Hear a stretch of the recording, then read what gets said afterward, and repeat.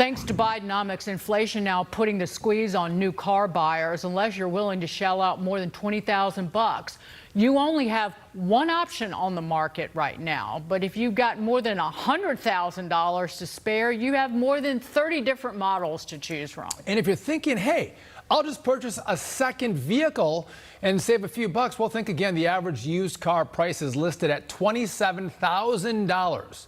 That's up 30% from pre-pandemic levels. And taking into account higher interest rates on both new and used cars, a new ride for price-conscious auto shoppers might be completely out of the question. Here now to divvy it all up and divide it all up, talk about the numbers, is automobile expert Mike Caudill. Mike, good to see you.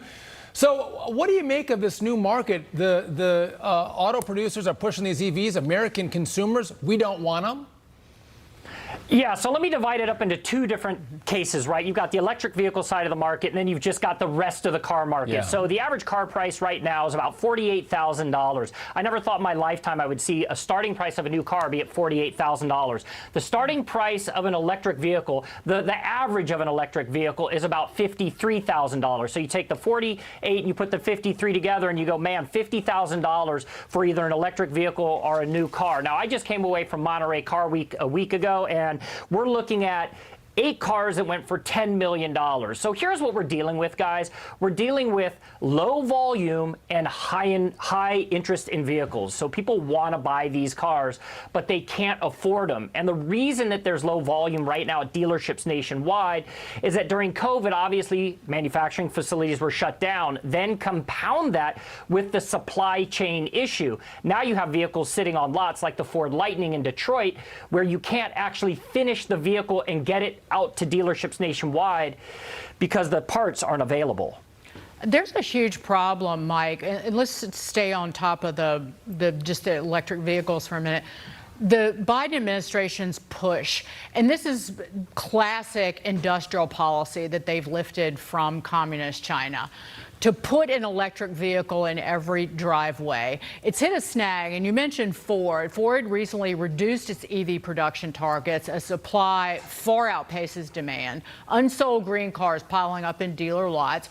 And if you watch, they're emulating China, but China, that policy has been a disaster.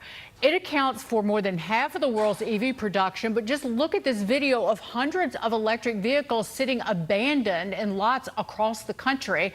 The U.S. is very clearly headed toward the same problem. So they've emulated a policy that's ultimately been a disaster. People don't want these cars. Yeah, no doubt about that, Dagan. And here's something interesting. Last week, I had a chance to sit down with Ford CEO Jim Farley, and it's widely publicized. He had what's called a reality check. They had their big dealer meeting in Las Vegas last week. He drove from Las Vegas, from LA to Las Vegas, and actually had problems getting the Ford Lightning charged. And I sat down, I talked to him. For the first time, I saw the light bulb go off in his mind, and he said, you know, we got to figure out the infrastructure. I want to hit what you just said really fast, Dagan, about President Biden. You have to divide the electric vehicle market into 4 categories. The vehicles, and then you have to divide it into the infrastructure, the environment, and the politics. Let me start with the cars. The cars are actually fun. They're fast. They're super cool and full of technology. But then you have to take that second part. The infrastructure is just horrible. There's nowhere to charge these cars unless you have adapted your garage to charge those vehicles. The environment, I'm going to throw that out the door. It takes a whole lot to produce these vehicles, and we have no idea what we're going to do with the batteries when we're done. The last, you've heard that term weaponized, and I'm going to use it. I don't care. The White House has weaponized the world of EVs. Jim Farley said, look, we want to offer people choice, and that's going to be the deciding factor. 52% of Americans are researching, only 7% are buying.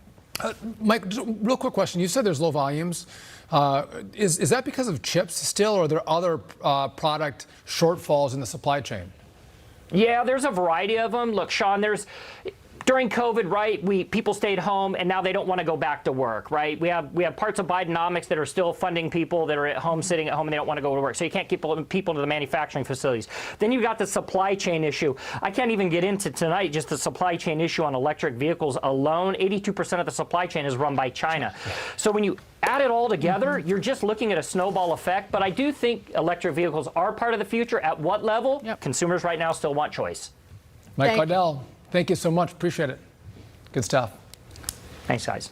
But the EPA emissions rules out of the Biden administration will essentially mandate that 2/3 of the automobiles sold within 9 years are electric in this country. So they're going to force you to drive one, period.